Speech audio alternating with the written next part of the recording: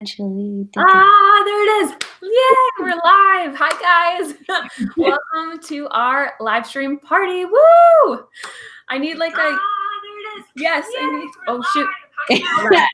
That's I forgot to mute everything. That's okay. Mine just did the same thing. I told Mandi, you guys, I told her right before this. I'm like, I muted it, I think. But usually I'm wrong. So anyway, let's rewind back to my fun intro, which is this. My name is Bethany Atazadeh, and I'm here co-hosting this party tonight with Mandi Lynn. You want to say hi, Mandi? Hi, I'm the co-writer of the book. Hey. I don't know what to say. Speaking of the books, before I get, more professional, here they are right here. I got them like behind my head, so you can't see them. But anyway, we are so excited. I don't know if you guys caught the cover reveal for book 2, but Mandi just revealed that on her channel, which I will link below right after this because I've been very scattered today. So I forgot to do that, but I will link it immediately after this, or you can go search her name on YouTube to watch and find out the cover of book 2. Just so you guys know, we're having some giveaways tonight, and some things about book 2 are going to be part of that giveaway. So you might want to go watch now. I just actually put the link in the comments. Perfect. Thank you. And so, see, Mandi is awesome. We work really well together because she's always catching where I fail. It's the same thing. Trust me. The best thing about being a co-writer is there's half the work to do. Yes. And we had so much fun today, you guys, again, being super unprofessional here, but just we're partying, so it's fine. Today, Mandi and I were texting and calling each other a lot. And so we were joking that, things were going wrong as usual.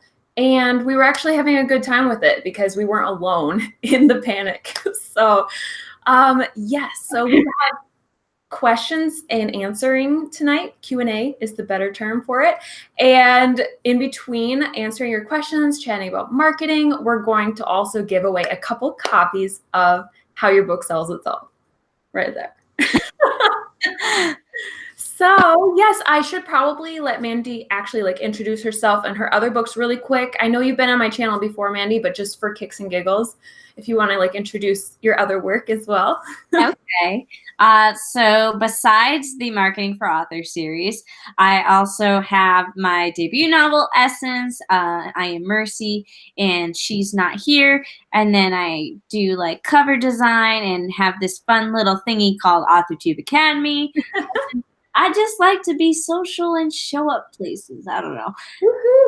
This is why I normally script myself. I wasn't expecting to do an intro. Sorry, I put you on the spot. My channel's very unscripted, as you guys know. So it's super relaxed tonight. We're just going to hang out again, like I said. But before we get into your questions, we had a fun one to ask you guys, which is just first of all, let us know you're here in the comments if you haven't already. And then also we were wondering if you had any guesses about how many books are in this series. So if you want to guess for fun, for kicks and giggles, again, I don't know why I'm saying that tonight. You can throw the number of books you think are in this series in the comments below, and we'll let it run for a little bit, and then we'll tell you finally. Well, we'll tell you what it is now. It could change. I hope not. Well, unless the number gets larger, I'm okay. There you go. Yeah. As long as it doesn't decrease, we're happy. Then that means something went wrong. Yeah, right? Hey, Mom. My mom's in the comments. I just have to say hi.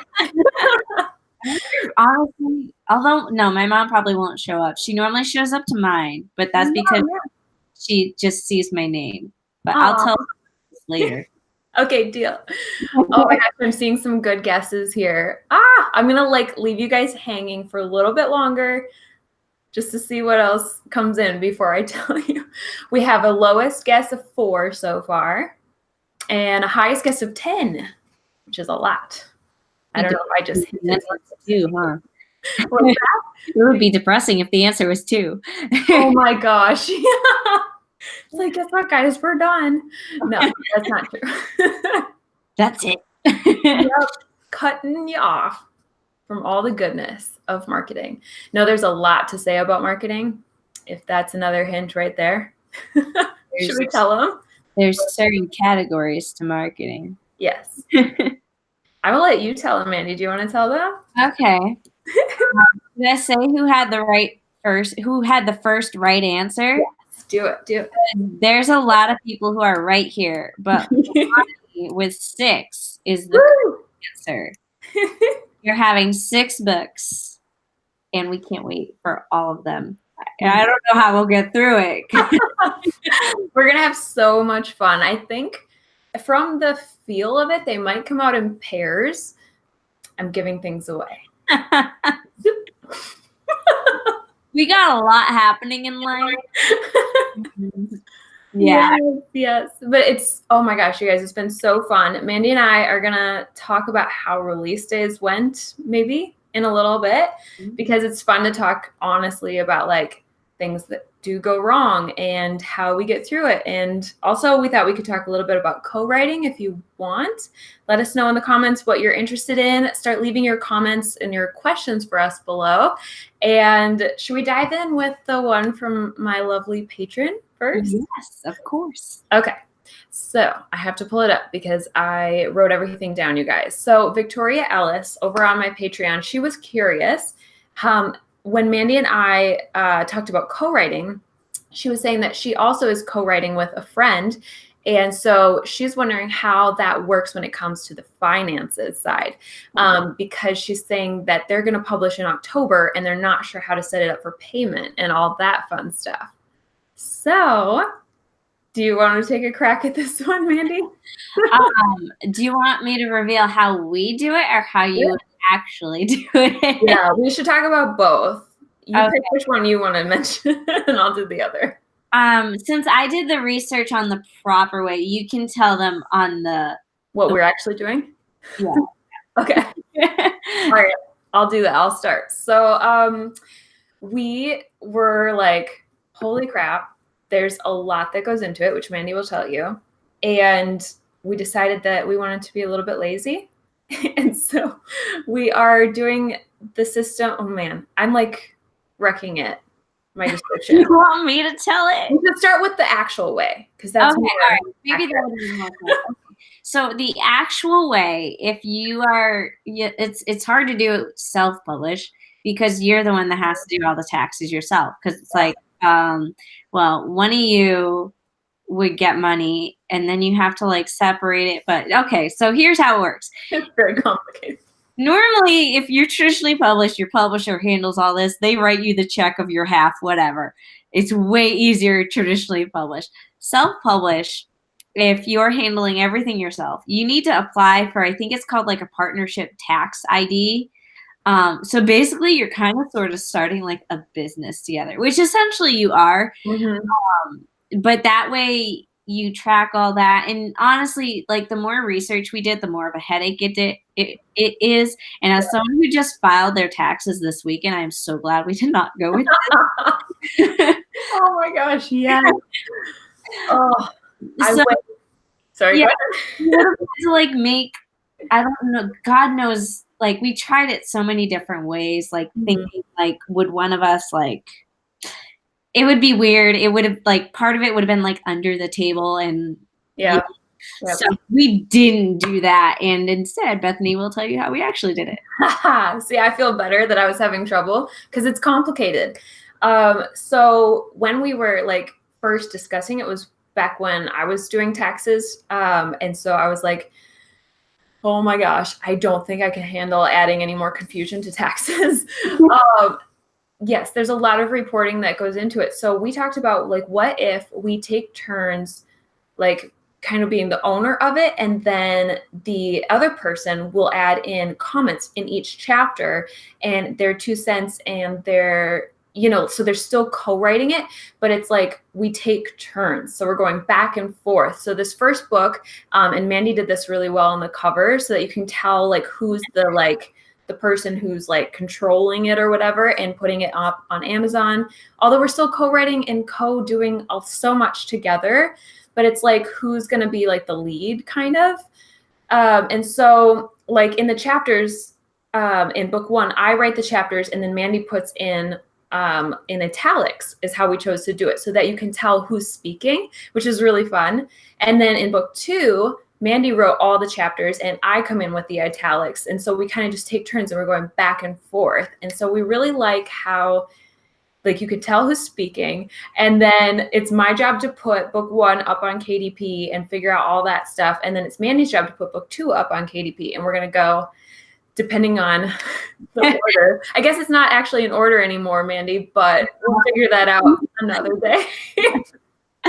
I get to have more complicated times for a little bit. But it's actually worked out really nicely, because the best part about writing this series together is that Bethany and I are both very good at very different things. Mm-hmm.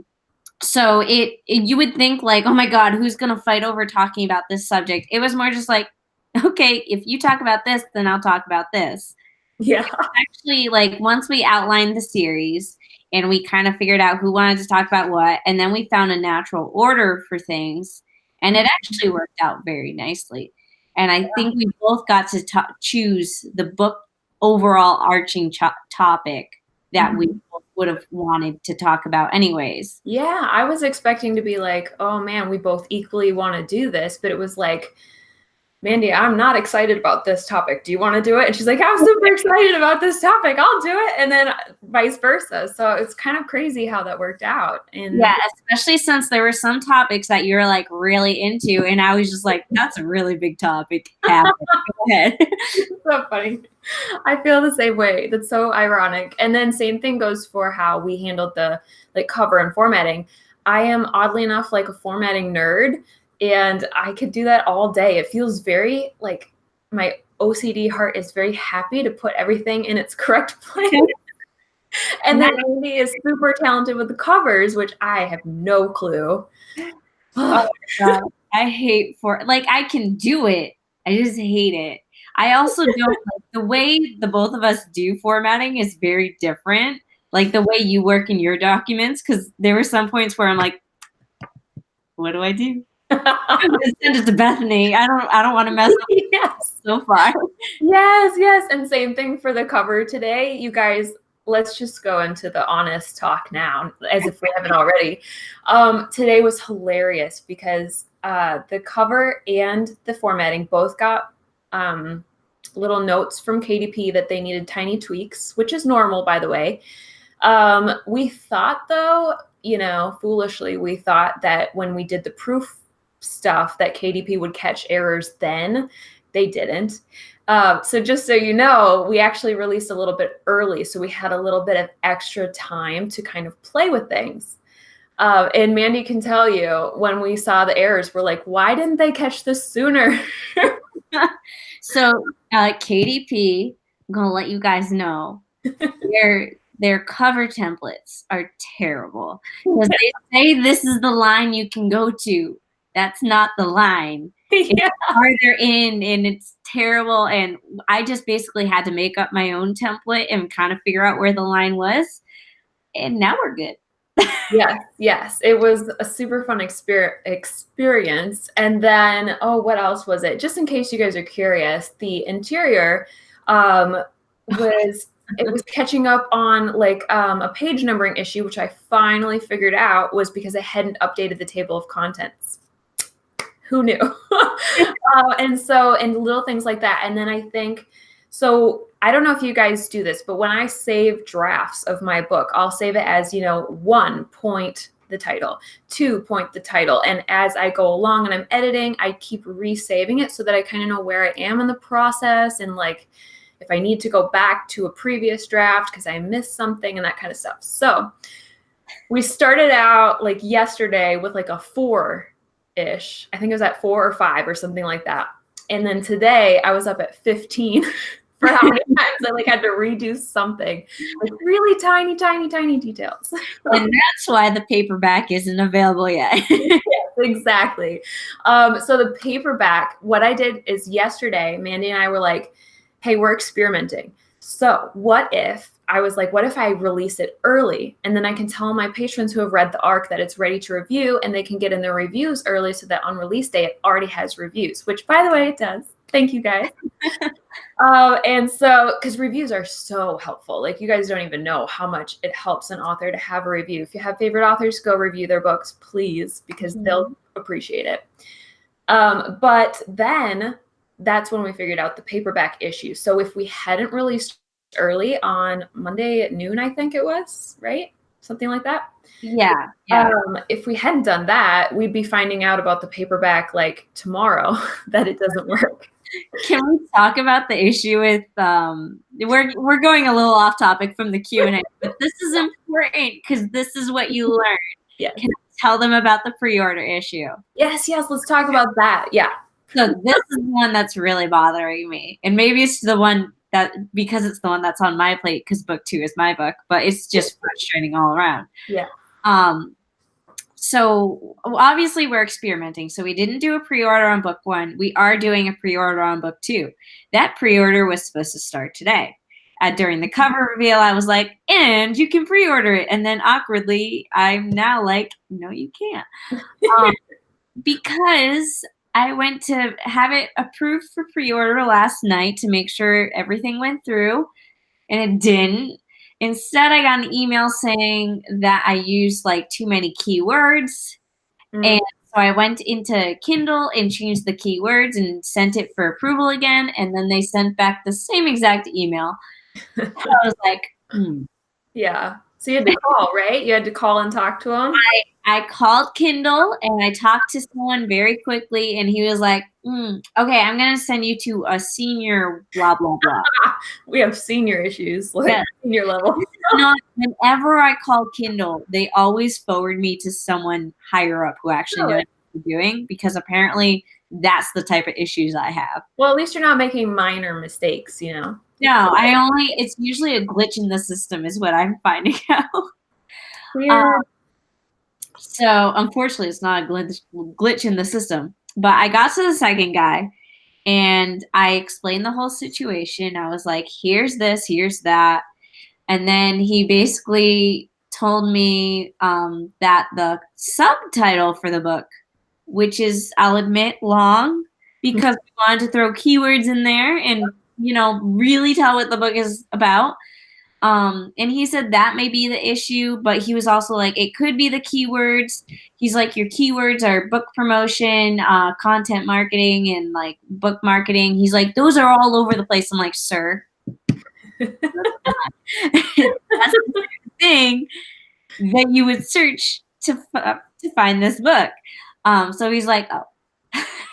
Yeah. He didn't quite know the answer is the summary of that. And then he put me on hold for a little bit. Oh. And came back and said he wanted to talk to the content approval team and blah, blah, blah. And I said, can I call them personally and get this sorted out? Because I explained, this is book 2. We need the pre-order ready, blah, blah, blah. He said, no. He said, I can email them. And he said he will email them for me as well, which I've done. But it could take 24 to 48 hours. So the summary is we still have that amazing landing page that Mandi set up, which is going to be something I think we're going to use for all the books, right, Mandi? Yes. We're thinking. So it's like it's set up to be your release day email alert that's like, hey, the book's out. And so that anybody who signs up will make sure that they know when the next book comes out. And so right now, that's where you will want to go just to make sure that you're signed up. But then also, I think it should be up, I'm guessing, in about 24 hours or less. Same with the paperback. Because we're doing a workaround for now. We're changing the subtitle or just plain getting rid of it. Just to get it up there. But I just put in the comments for you guys the link to the landing page. And it also has, on that landing page, is the link to not only sign up for notifications, but to order book 1 as well. Yes. Yay. Which, by the way, super, super, super side note. I don't know why I'm saying super a lot. I had a lot of caffeine today. I'm like jittery right now. I'm like literally shaking from the caffeine. But side note, the book is number 7 on the Amazon bestseller list already, you guys. We were freaking out. Ah! So, oh my God, it's number 7 and it's number 1 in new release, but I think you'd make both of us, I don't know if we'll cry. Like, especially if you do it while we're live. If you get us to number 1, it would mean a lot because there's something really spectacular about having the number 1 Amazon best-selling author titles. It's so crazy. And the cool thing about marketing, just so you guys know, and the reason that we did kind of what they call a live release instead of a pre-order is because apparently if you do really well on like your first day, it's sort of a snowball effect. So basically you're getting a lot of sales on release day, right? And your book, say it gets like, we'll just say like 100 is an easy number that I always go to, and you get 100 sales. Amazon will start promoting a lot more heavily than if you had 100 over 3 months and there's only like, I don't know, 10 on release day or something like that. And the difference is crazy. Amazon will promote it so much that more people will see it, so more people will buy it, which makes more people see it and more people will buy it. And it's literally, it just takes off. So thank you. Thank you so much. Yes, exactly. And, you know, the question, you know, we came across was, do we want to do a pre-order for the next few books? And thank God we did for book 2. Otherwise, we wouldn't have this issue until release day. Yes. Yeah. And we looked into it. We did so much research in case you guys are curious. The people who do these live releases, from what we can tell, they don't do it when it's a series, because then once you have your series going, you'll have, like if you have book 1, you can put book 2 in the back and so on for each book in the series. And you can get a lot more excitement and build up for the series than you could if you did a live that way. So it kind of flips in what you want to do. And I think that also just answered Lilani's question as to why we pre-order or why why we did do the pre-order. Yeah. So we thought, if you guys are like us with the kind of the emotional purchase, and if you're like in the back of whether it's fiction or nonfiction, you read your favorite book and it's not done or there's more coming, if it's a pre-order and it's there, at least for me, I'll buy it. Right? Do you feel that way, Mandi? Yeah. There's especially like, what is it, the Shatter Me series? Ooh, yeah. Finished reading like one of the most recent ones, and then like literally 2 days later, the like next book in the series, the cover was revealed and the pre-order started. I'm like, yep. Yeah. I'm always that way too. I love it. Did you want to move on to the next question? I don't know how many. Yeah, we're having a lot of fun chatting, so thank you guys for listening to us. But I'm seeing in the comments, by the way, Kate was like, taxes are the bane of my existence.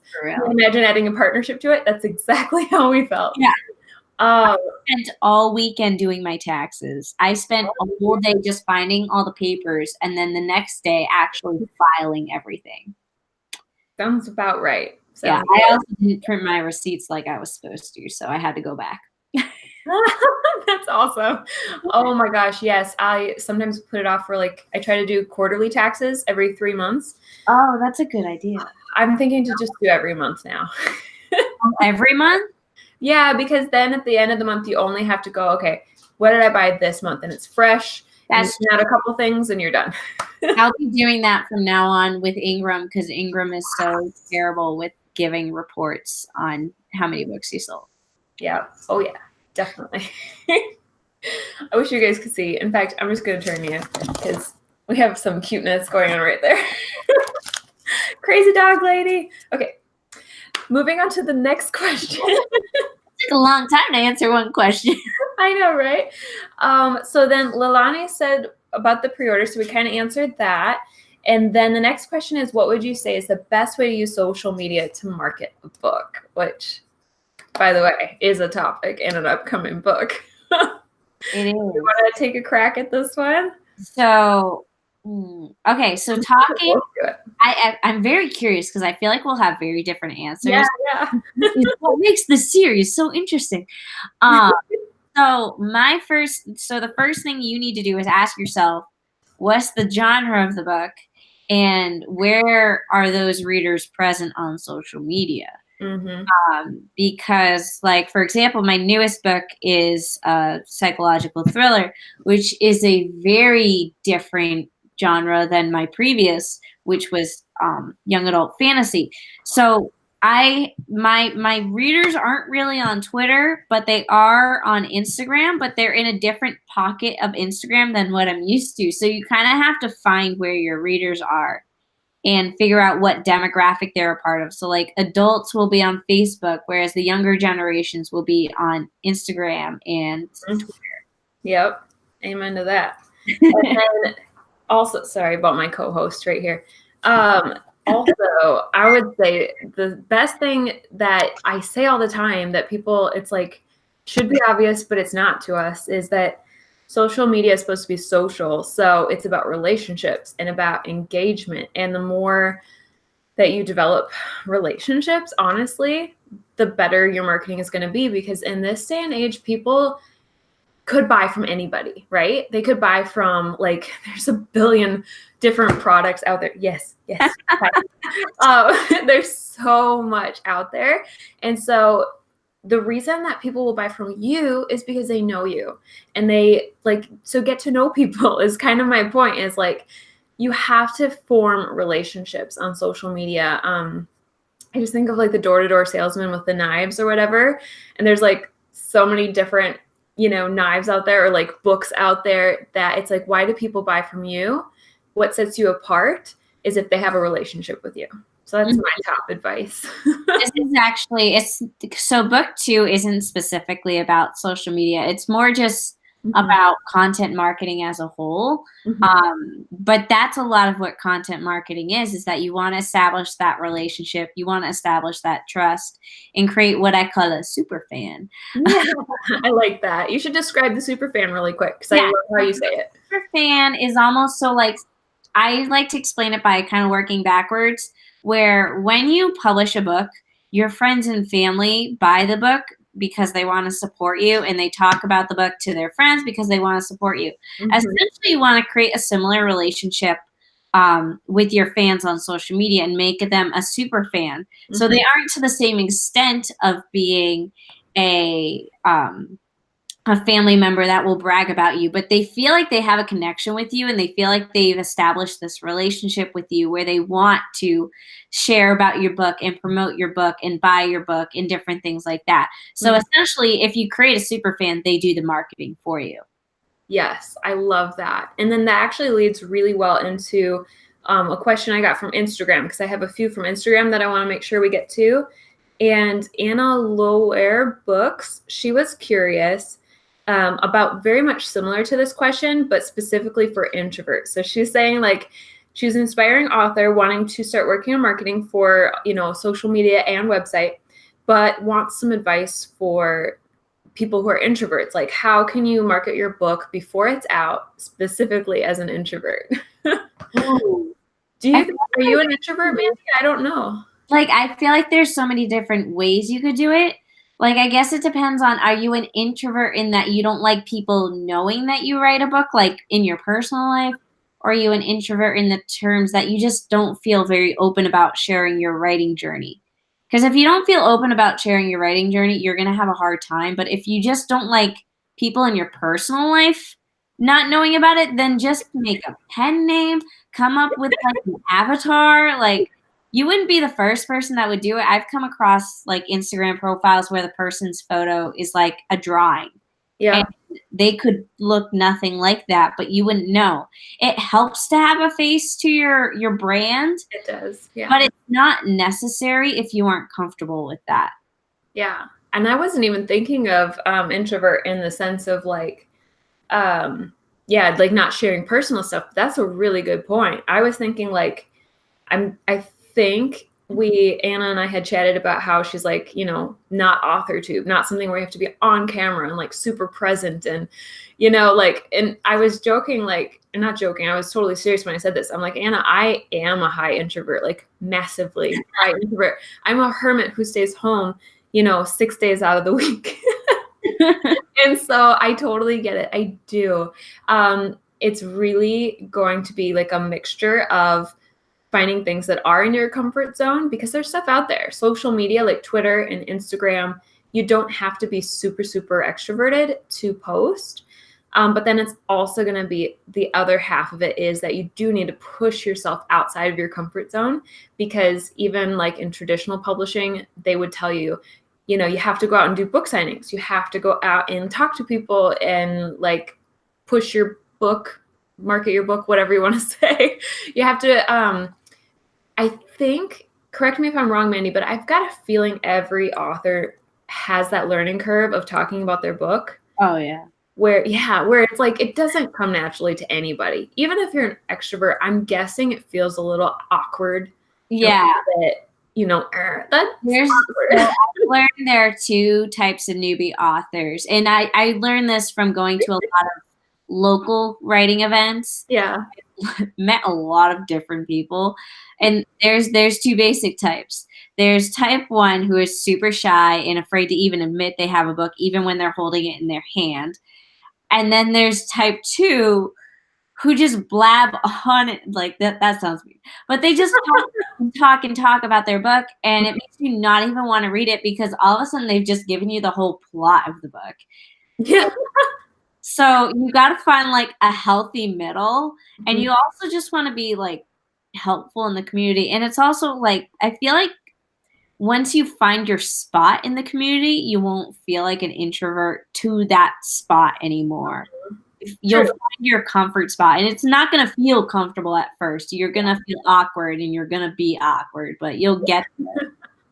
Yes, that's a good way to put it, because every introvert has a bubble, right? And there's those memes where the introvert like lets people into the bubble after getting to know them, and like, now you're, you know, part of my bubble and you're allowed in my space or whatever. So that's true in the writing community too. You're going to have friends who, yes, Penny, you're going to have friends who come around you and become familiar and close, and, you know, it won't feel as awkward. Yeah. Yeah. So you do have to push through that, though. I mean, I'll just encourage you right now, the only way to get comfortable is to just do it when you're not comfortable. So I always tell about balance. Like, especially people who are like hesitant about YouTube, I'm like, just watch my first video. It's really bad. So I'm just like, just watch the first video, compare and contrast. It's bad. Like, some of my older videos, people called me drunk and high, and now I get it. I'm like, oh. Oh my gosh. Some people are jerks. Yeah. But also, but you know. Yeah. But also, to go back to Anna's original point, which was like, you know, what are some better platforms? I would say, like, don't do AuthorTube if you really hate being on video. You don't have to. Do, you know, like Mandi said earlier for the other question, do where your readers are. Coming out of nowhere, sorry. Go where your readers are. So if like everybody's on Twitter, that's a super introverted place. I feel like you could go and retweet all day and actually get a lot of friendships started through funny retweets and stuff like that. I feel like Twitter's made for introverts almost. Yeah. That's like the one place where a post without a photo or anything performs extremely well. Yes. I love it. So I'm sorry, guys. Penny, stop. We're going super long on each question, but these are such good questions. So keep sending them in the comments. And I see another good one here. Let me just find it again. Is it in the comments? It is. It's Catherine. Yeah. Catherine says, how long did it take you to write this book? So should we talk about both of them? It'll be fun. I mean, we have to, really. Yeah. You wrote one. I thought. Oh, okay. My bad. Sorry. So book one, funny enough, started back in, I want to say August of 2017. And I remember it was like before NaNoWriMo. So it had to be like August or September. And I wrote a super rough draft in one day. And when I say rough draft, I mean like 7 to 10K maybe. And it came out that fast because it's just my personal words. I didn't have to like plot characters or anything. So it's kind of like writing a blog post. And I said to Mohsen, my husband, I was like, I think I just wrote a book. And of course, it wasn't a book at all. It needed a lot of work. But I was like, I just wrote a book. I think I should publish it like next month, you know? And that was like this big thing. And he was like, well, why don't you like wait until you've grown, you know, a following and you have some credibility behind your name and some authority. And so I was like, that's really smart. I'm going to keep writing it and editing it. And then in August of 2018, Mandi and I hung out for the first time in person at the Wander Writers Retreat. Shout out to Jesse and Evie for creating that. And so everybody came here to Minnesota and we hung out, and it was super random, wasn't it, Mandi? It was like sitting in line or something, I forget. And it was like, hey, I'm writing a marketing book. What? Me too. And then it just kind of spiraled from there. And we were like, we should do this together. We should totally make this work. And it made more sense to work together and work, like, build off of each other than to not like go against each other. But it's like if we both know we're writing the same thing. Yeah. And like, let's make it work. Yeah, might as well just do it together. Yes, we didn't want it to be like a competition. We wanted it to be supporting each other instead, and like encouraging people to buy both people's books. And so that led to actually me finally remembering that I could go back to this book because I kind of forgot about it. And that's when we started more editing seriously. I think I edited a couple times and like added in another 10, 20K, whatever it was by then. And then Mandi edited it, and then I edited it, and then back and forth and back and forth. Yeah, if I remember correctly, you said your original draft was kind of like a broad spectrum. But then when we decided, because at first we weren't sure if this was going to be a series or one big gigantic book, and then the text question came around, so we were like, not do that. Yes. So it made sense to do, like, we almost wanted these little pocket-sized books. So because now you guys can just get the information as it's ready. It's not like you have to wait a year for this big giant book. But it's also like easier for us to make it in these bite-sized pieces because it's like it's been so different to write nonfiction and so in a way almost easier because we are just saying not only our experiences, but just what we know. And we already teach on YouTube and on Instagram and everywhere else. So now it's just putting it in book form. Yep, definitely. It feels like it's so strange. We talked about this probably in another video. I forget which one, but Mandi and I, or maybe it was just in private, Mandi, I don't remember, but we were like, this is so much easier to write nonfiction. And like, not that, I mean, fiction is super fun and we both love it. But when you're writing in your own voice, you don't have to get in any character's head. You don't have to, I mean, you do have to outline a little bit. That's a good thing to do. And things are movable in a weird way that they never were with fiction. Well, I take that back. If I wanted to, I could make things flashbacks and whatnot. In fiction, I suppose we could do that too. But like you could just take, chapter 2 and be like, you know what, this fits better before chapter 1. It's the new chapter 1. And we did that a couple times. So yeah, we've done that with the series. Yep, totally. Even the series has shifted. Yep. And we're like, oh, you know what? This would be better here. So yes, I don't know if that answers your question well. Let me know if that answered Catherine. Oh, and then Mandi, how long did it take you? Oh yeah. Okay. I'm hearing an echo of myself. Sorry. You're good. So for book, I'm in charge of like book 2 and a few other books in the series. So NaNoWriMo, I just spit out all the words. I think I actually worked on at least a little bit of every single book that I'm in charge of for the series. So I wrote 20K in NaNoWriMo because that was my goal. And it was spread across my assigned books in the series. And then after that, I finished the draft of book 2.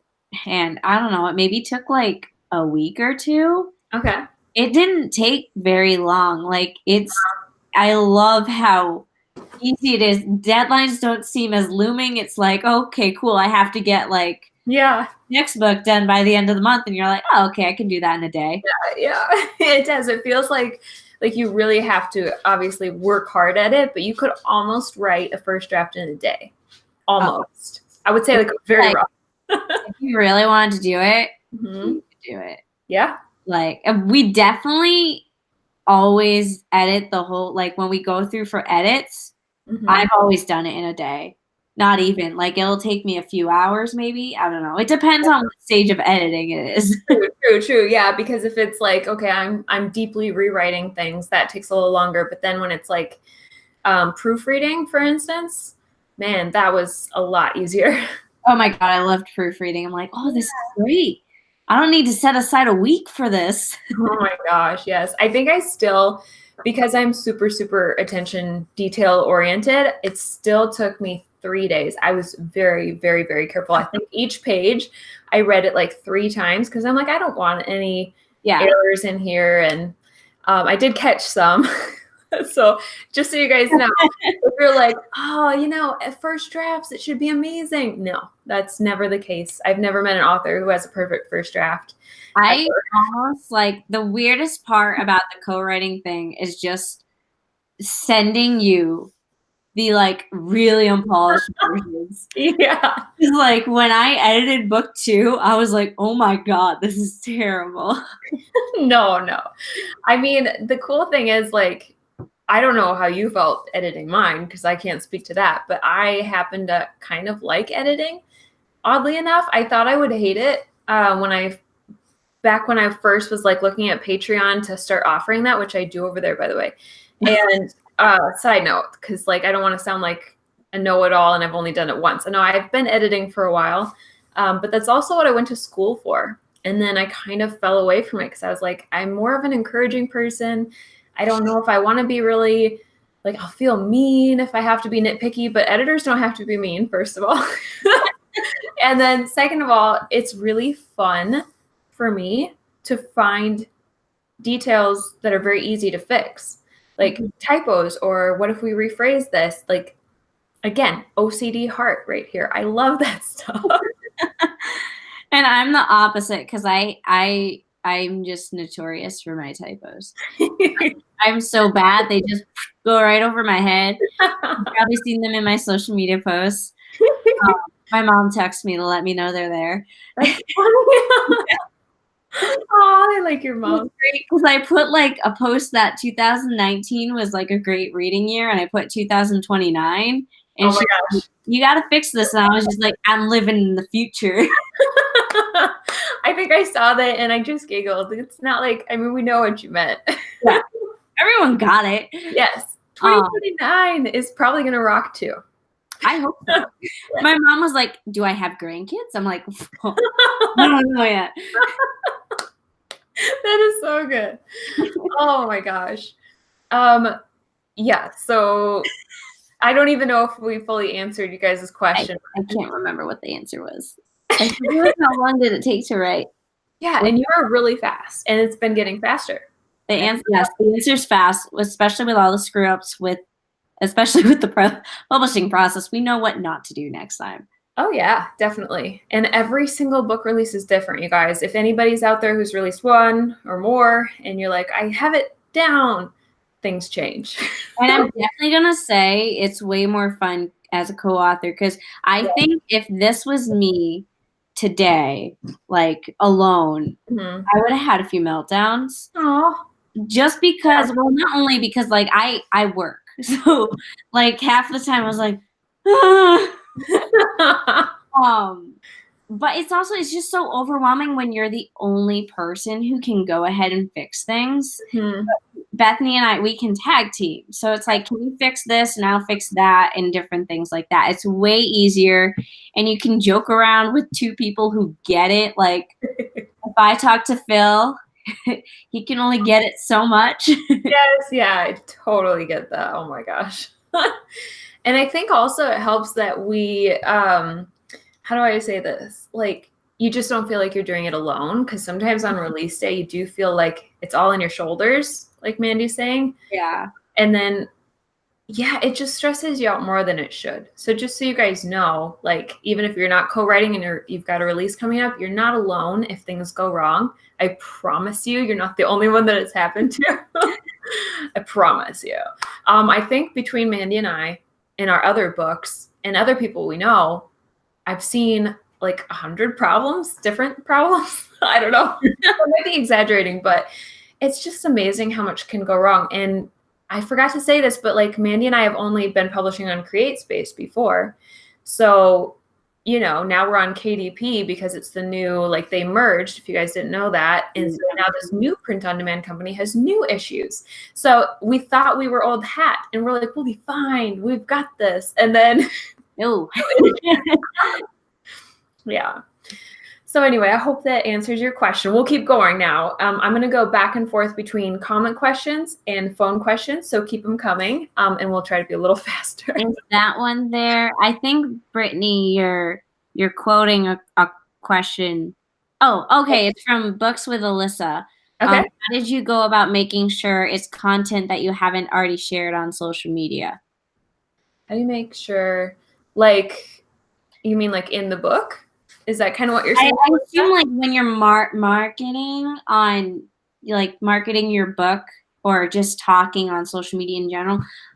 So I'm going to relate this to my YouTube channel a little bit, just because, so I've been on YouTube for a long time, long enough that I've definitely repeated content. And the great thing, not necessarily with YouTube, but especially with social media, is that social media is not a search engine. Yeah. So people just see it when it pops up in their timeline. If you have a post from way, way long ago, odds are your new followers aren't going to see it. So don't feel like you can't repeat stuff. Yeah. And especially, it's almost encouraged to repeat stuff, especially like if you need to share something. Like, you're not going to say, I have a book released once. If you do, you're not going to sell any books. You have to say it over and over, because I think it's the magic number is like 7. Yeah. You need to hear about something 7 times before they actually go ahead and do something about it. So I guess the short answer is it's okay to repeat content.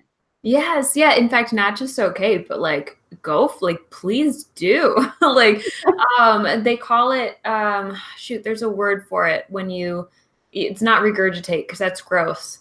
Help me out here. What's the word that I want to? I think the word regurgitate. Is that actually right? I don't know. I've heard it that way before. But the idea is like, find a new way to say it. And we do talk about this actually in book 1, is like find new ways to say an old thing, because you're going to have things that repeat. Like Mandi said, book releases, you got to say it more than once. So find new ways to say it every time. Even if, you know, like say it's 3 months ago and, oh gosh, or say like you're talking about editing, for instance, and you're still editing because editing takes forever. It really does. And so maybe you're 6 months into editing or however long, and you feel like, oh, I don't want to say, you know, I'm editing again. Well, find a new way to say an old thing. So you can say, I'm editing something specific tonight, or I'm editing with chocolate. I'm editing and feeling blocked, you know, like how you're feeling about it. And so you put a new twist on it, on an old thing, and it's not old anymore. And it's still, I think it's totally okay and actually really smart to do that, especially if it's teaching things. Wouldn't you say, Mandi? Like, yeah, I'd say so. And on a slightly different note, just in terms of like how often to post and weird things like that, like places like Twitter is flooded with so much that odds are you're like, one tweet won't be seen. Yeah. So it's okay to tweet stuff multiple times. I do it. Everyone else does it. Yep. Different times of day, right? Yeah. So different times of day, different days of the week, and different things like that. Like, it's so okay. You just don't want to be obnoxious. Yeah. Like, you can slightly reword stuff, but it'll still, like, people will still appreciate the content. Yes. Like if you're actually intentionally repeating, I guess there's probably a limit to that. I don't know, maybe like 3 times. It depends on the platform. I'm going to take all of that back. Because Twitter, like Mandi said, you've got to repeat because it's gone within, what is it, 20 minutes is the window or something? Yeah. So social media every social media platform has, I'm going to get real technical here. Yes. So, in case you guys didn't know, I work in marketing. So social media, each platform has a different half-life, and basically a half-life is the amount of time it takes for a post to get half of its total likes or whatever. So I forget, I want to say on Instagram, it's like 20 minutes to a half hour. Like within the first 20 minutes to a half hour of something being posted on Instagram, it gets half the likes that it will in its whole lifetime. Whereas Twitter is something ridiculously short, like 10 minutes or something, 8 minutes. I can't remember exactly. I made a post about it in my AuthorTube Academy Facebook group. So if you want to read it there, I have the actual stats, I think, but I can't remember what they are at the moment. But then also, you can think of like each platform is slightly different. And so like how much you should repeat it is going to change there too. So like Mandi said, on Twitter, about 20 minutes later, people probably aren't going to see it. Not that you should maybe be tweeting every 20 minutes, but like maybe every 3 hours. And you could, I'm trying to think if it's like a random life thing, you probably aren't going to repeat. But if it's a marketing thing, what's a good example that I could use from today that we did today? Like, so I was posting about the release. So I did a thread because I hear threads are good. I'm not a Twitter genius at all by any means. So, but threads are awesome because they're all connected and people can look back. So you can kind of relate back. So I was doing things like people's reviews and here's the status of, the bestseller. It was at 25 and then it was at 11 and now it's at 7. And I don't even know if I did the 7 one yet. I don't think you did. Yeah, and I should probably post that it's a #1 bestseller. So you can, or bestseller, new release. Yeah. And so like you can see how those things are all different and exciting. And when I post it, I'm not repeating, but I also like am being careful not to be too repetitive, and hopefully it's not. On release days, I do think that you get a little bit more leeway. I think people understand if you're partying it up and like spamming them a little bit. Not spamming, don't spam. But in general, maybe like 3 times a day when it's a big announcement on Twitter. And then in Instagram is totally different. Like in your stories, I'd say maybe like you could probably do quite a bit as long as you're, again, mixing it up. You don't want to do the same thing. But if you're finding a new way to say it, and then when it comes to your actual posts, I would say my personal opinion is your top 9. So in Instagram, usually when you see somebody's profile page, you see their first 9 photos and it's called your top 9. And so I like to have a little mix of everything in my top 9, and I try not to have too much duplicates in my top 9. So like with the marketing book, I don't know, I would say like I try to do like 3, maybe 4 out of the top 9 be about that right now during the release, but I don't want all 9 to be that because that's too much. And again, Instagram's very picture-based. So I'm just talking pictures here. You could still mention it in your captions and find new ways to say it there too.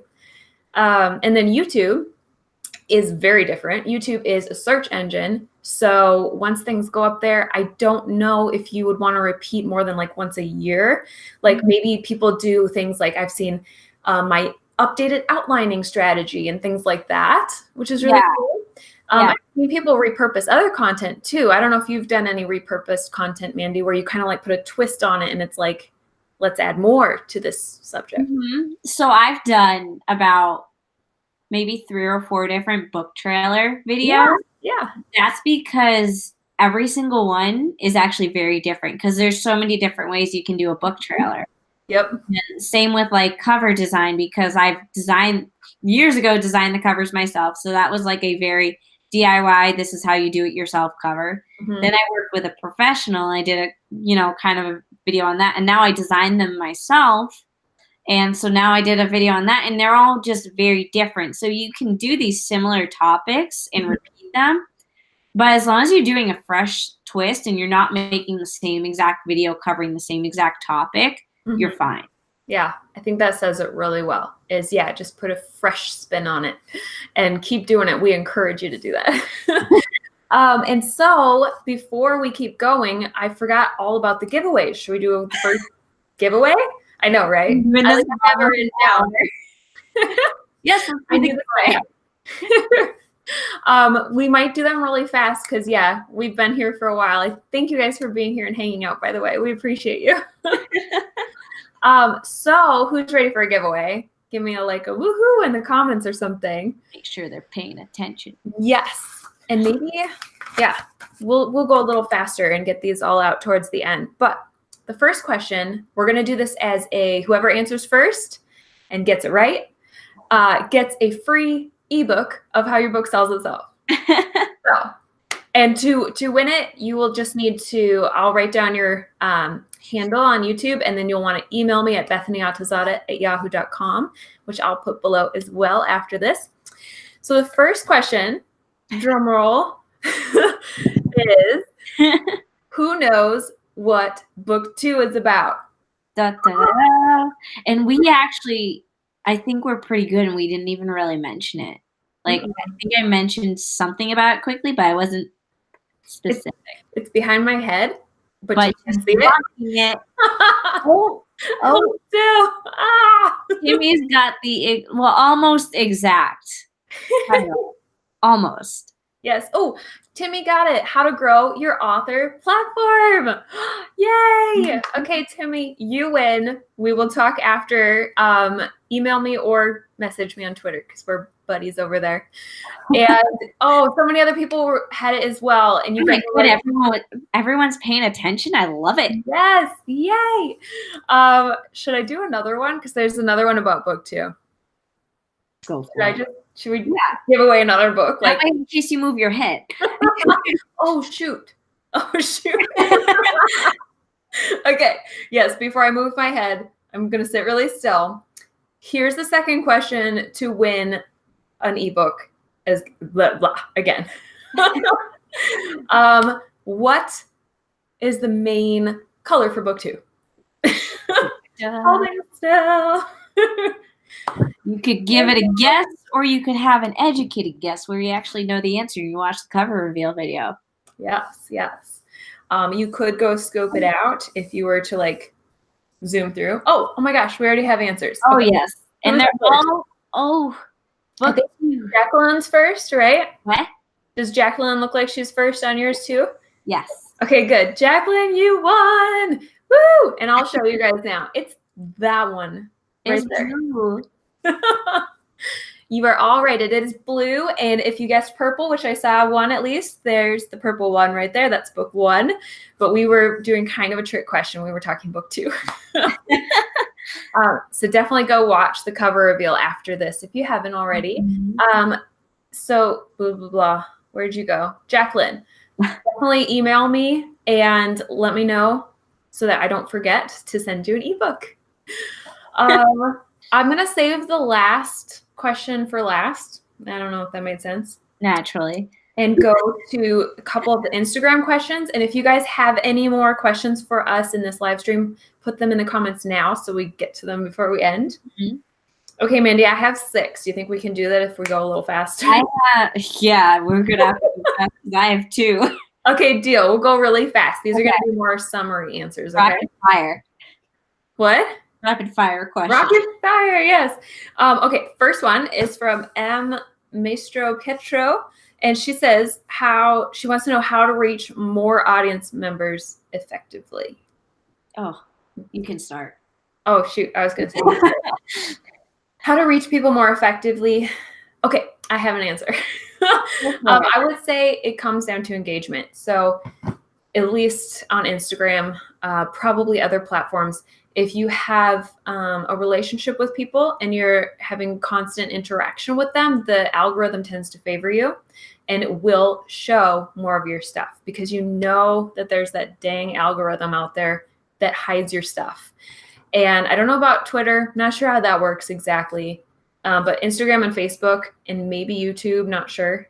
They definitely hide things. So if you are proactively going out and creating relationship, watching people's stories, messaging them, like, oh, that was funny or whatever, to answer the stories, and commenting on their pictures and liking things. That's really helping you, actually, because it's creating a relationship that Instagram or the other platforms are tracking.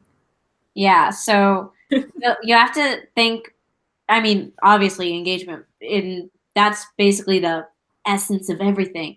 But you have to think less like a business and more like what the social media platform was actually built for. So don't try to work against it and try to work with it. So Instagram likes to reward people who do have engagement and different things like that. So don't treat it like a black and white business. Just have fun with it and interact with people. Yes, absolutely. And I know that I answer from an Instagram perspective a lot, but I do think that definitely applies to Facebook. It applies to everything. It applies to everything. Yeah. Engagement is literally the key to cracking social media. Mm-hmm. It's a difficult key. We're not saying that it's easy, but it is simple. All right. Next question. Are we ready? Yes. Okay.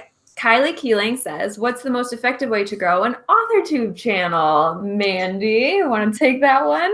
AuthorTube Academy creator. Yes. So there's so much. So was the question grow or create? Hold on. Let's see. Effective way to grow. Okay. So you already got started. So the main thing, honestly, is practice makes perfect, and don't get discouraged when you don't have like views and stuff like that, because there are more and more people as writers being on YouTube. So you could say that it's getting more competitive, but that also means that there's more room for collaborating.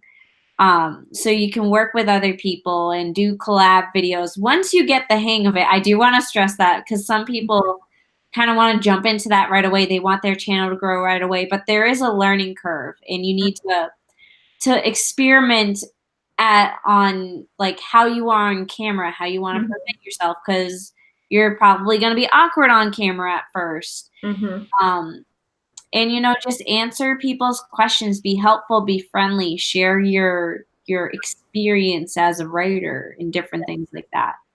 So good. So good. Yeah, it's a slow growth. And, that's true for all platforms. You have to be willing to stick it out. You have to be doing it because you like being there and you like the people that you're talking to on there. And then your hard work will come through for you if you stick it out. You will see results, but you need to be willing to stick it out. I don't know if that was really answering the most effective way to grow. If that didn't answer, but how to be patient.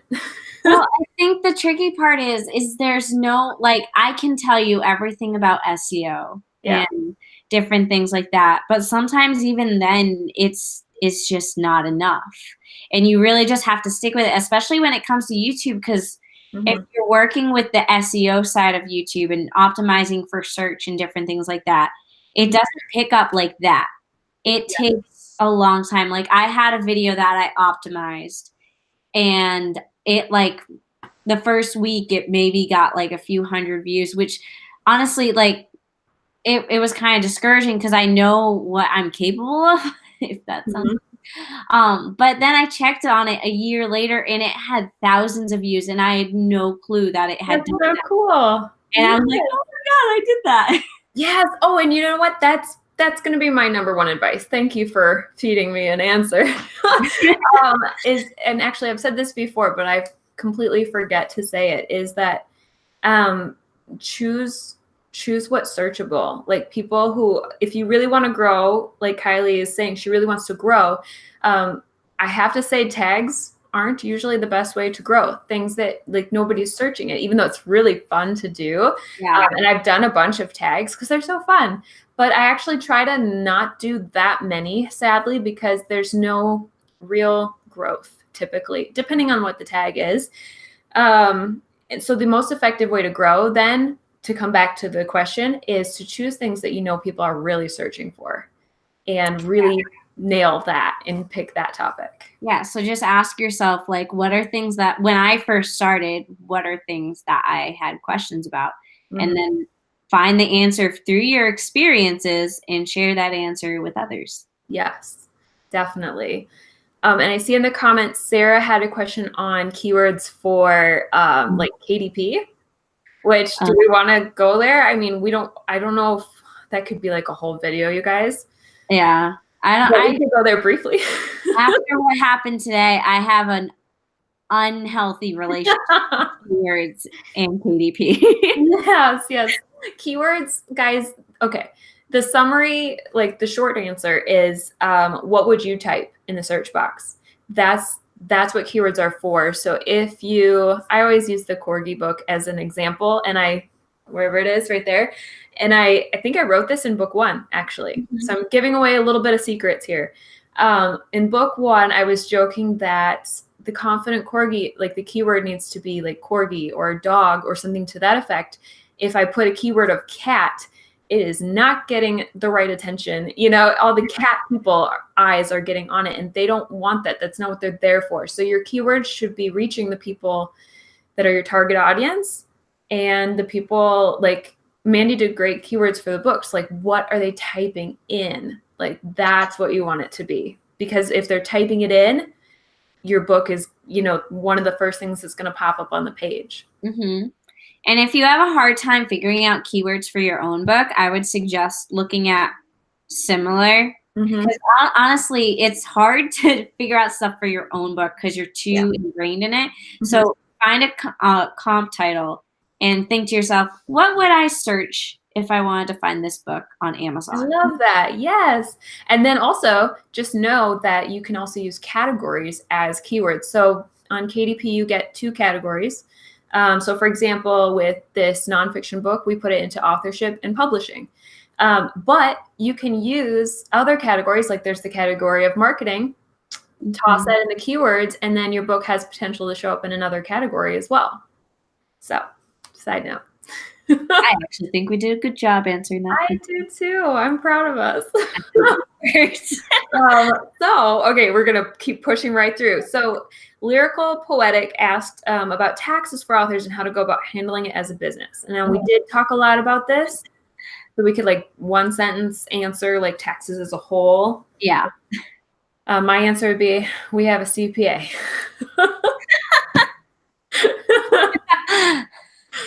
I don't know if you want to address it. Okay. I'm just kidding. Okay, I'll give a better answer. I would say make sure you have an account and a credit card specifically for your book, business, whatever, completely separate from your personal life. If you get audited, that will make a massive difference, and it will also just help you do your taxes every year so much easier.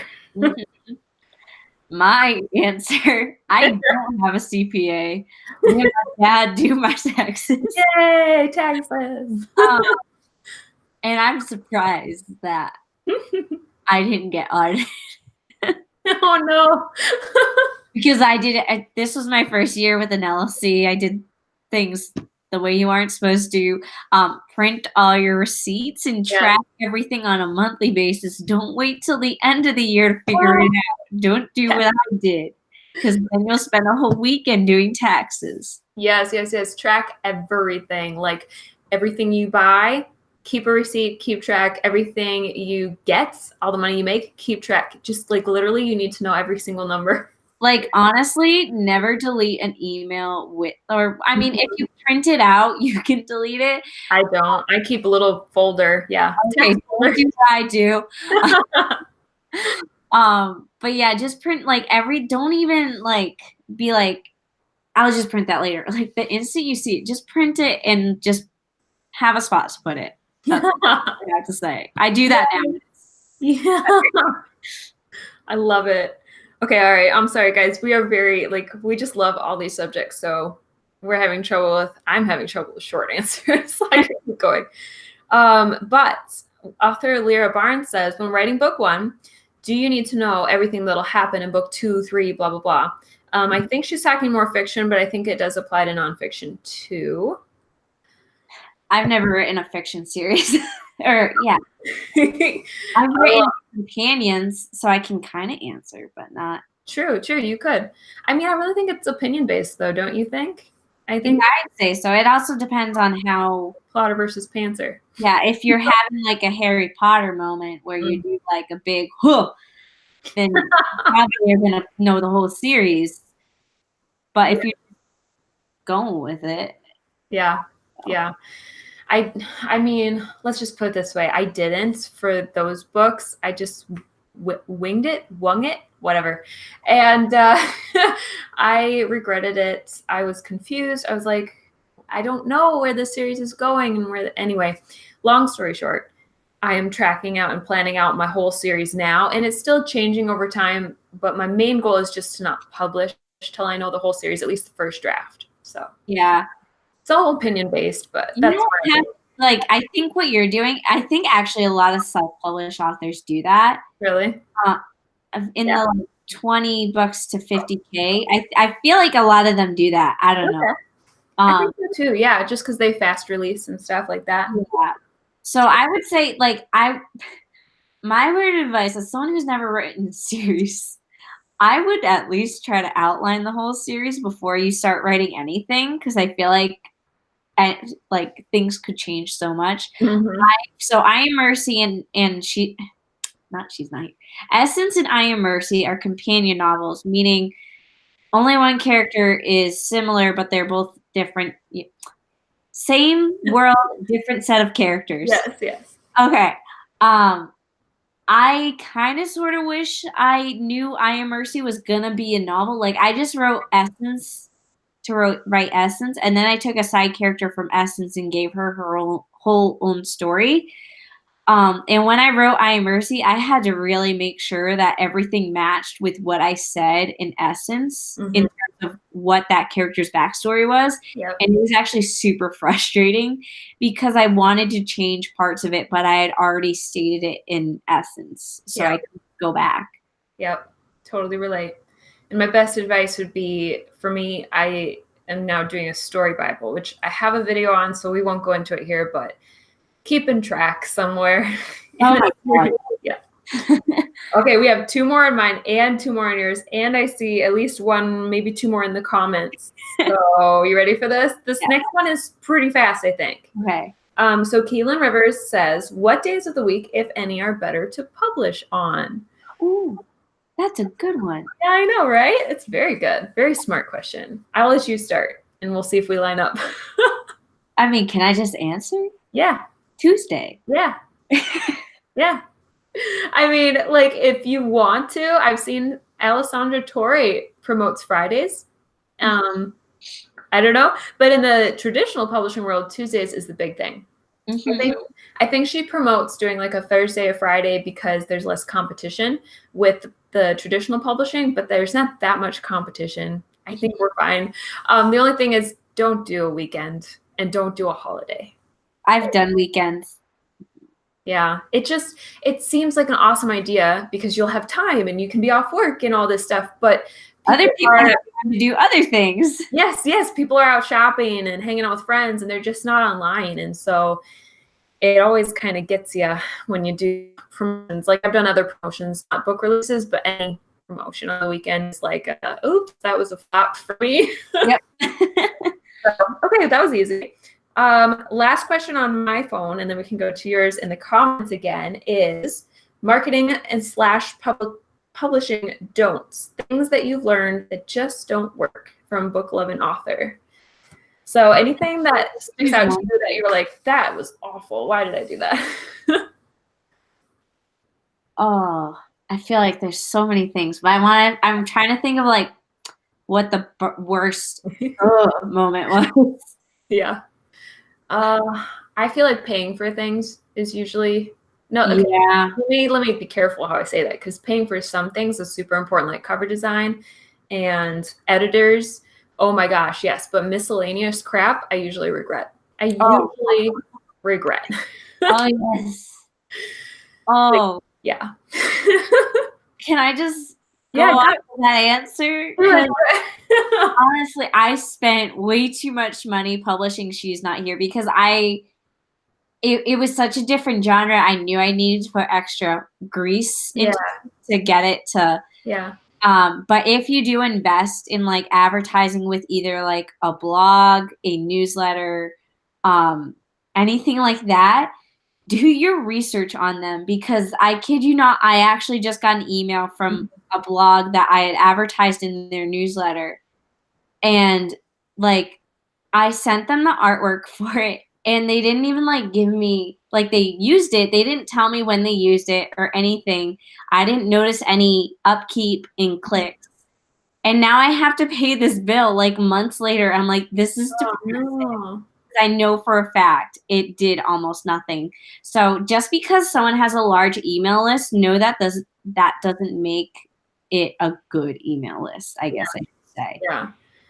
So do your research. And if you're doing stuff like Facebook ads, Amazon ads, tread lightly with how much you invest into it. Yeah.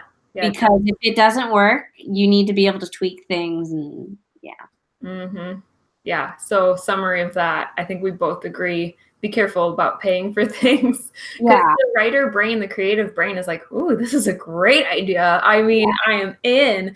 But just ask yourself about the return on investment, the ROI, like how much is this going to help me? Like same thing with even good things, like giveaways are fantastic, but is there going to be ROI? Like you need to ask yourself, get that business side of the brain going, whichever side that it is, I don't know, and get that, helping you out when you make choices. So yeah. So not to go, I'm going to do this quickly. yeah. So when she's not here, I actually did Amazon ads, and I actually had a professional helping me with it because I was doing it for the first time. Yeah.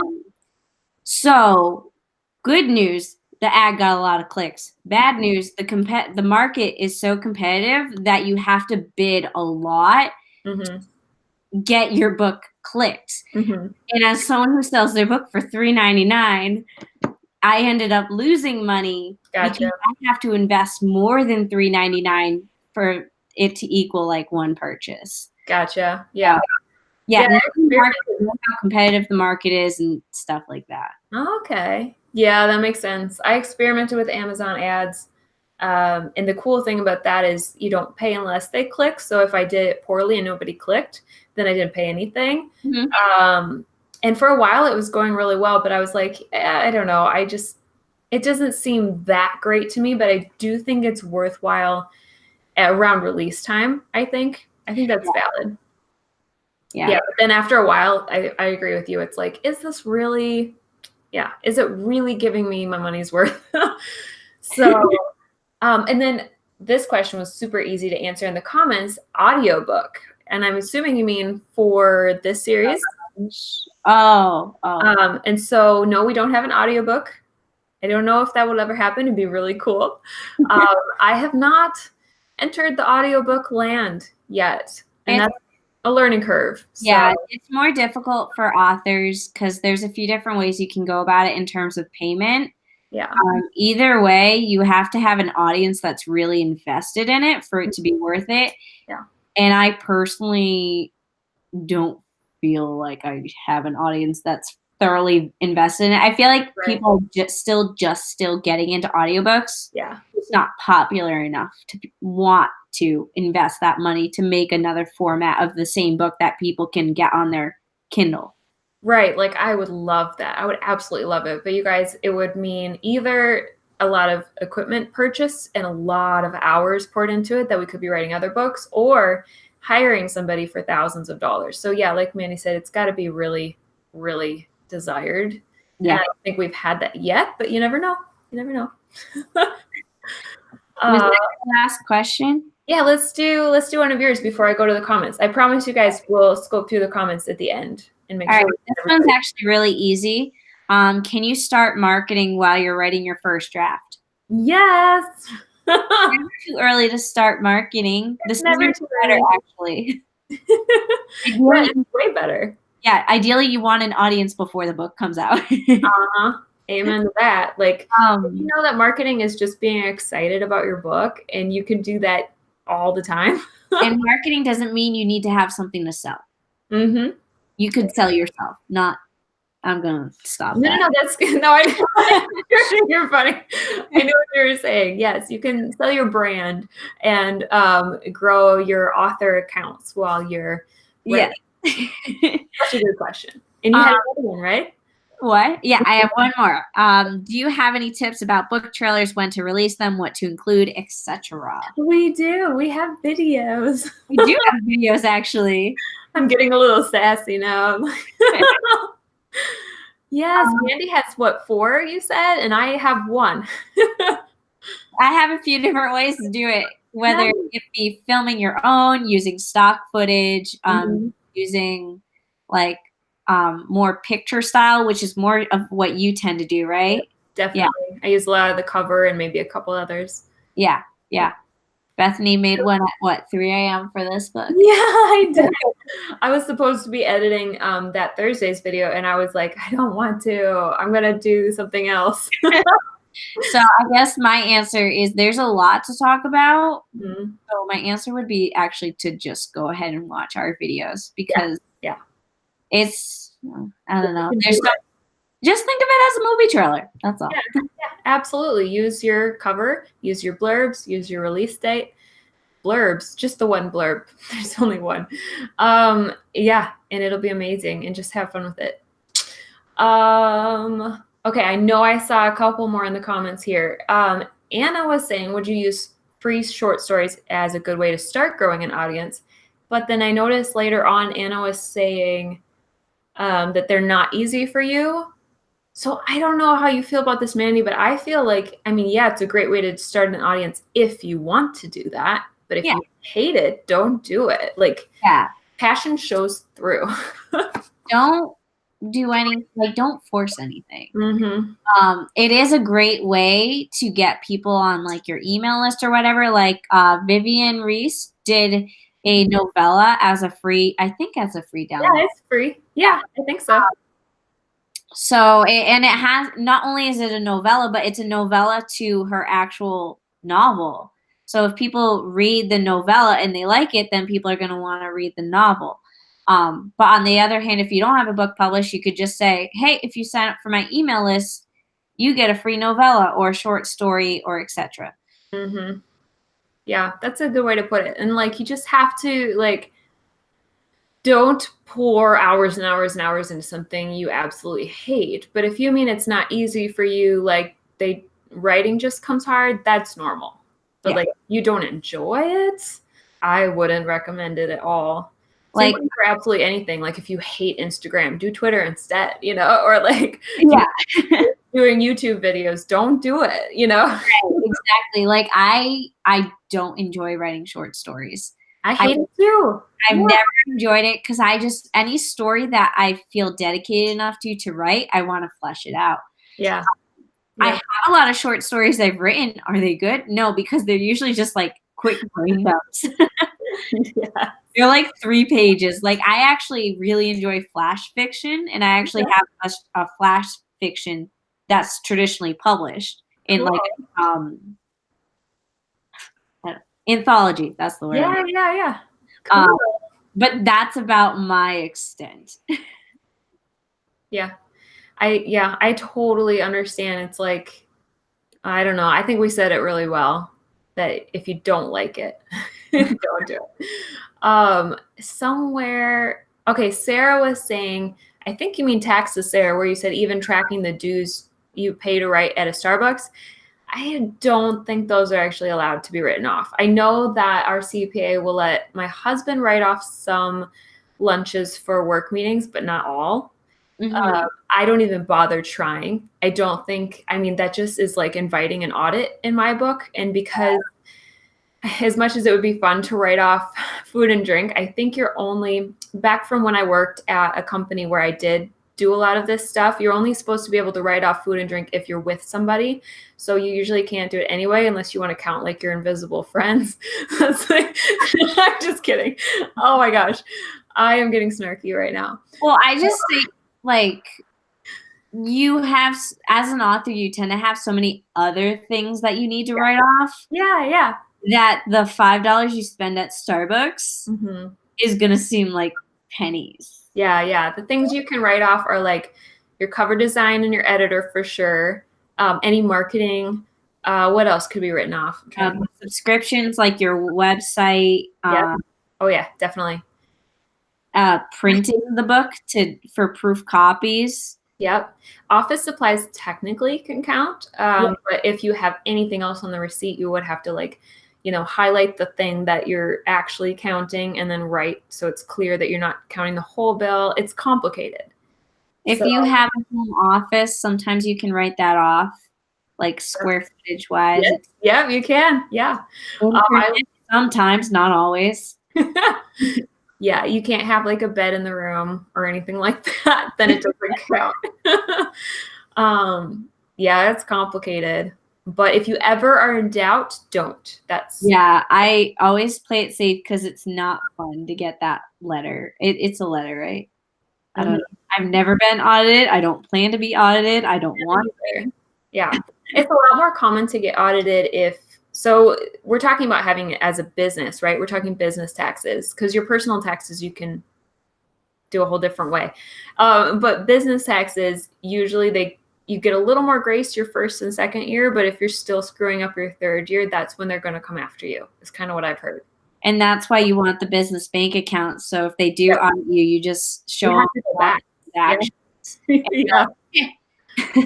Yeah, they'll make you go back. They'll be like, all right, what were you doing in 2012 or So you don't want that. You want it all. Yeah, if you have a business account, you can literally print it off, which I regret not doing last year. Last year I was just pulling receipts and saving them all in a folder right there.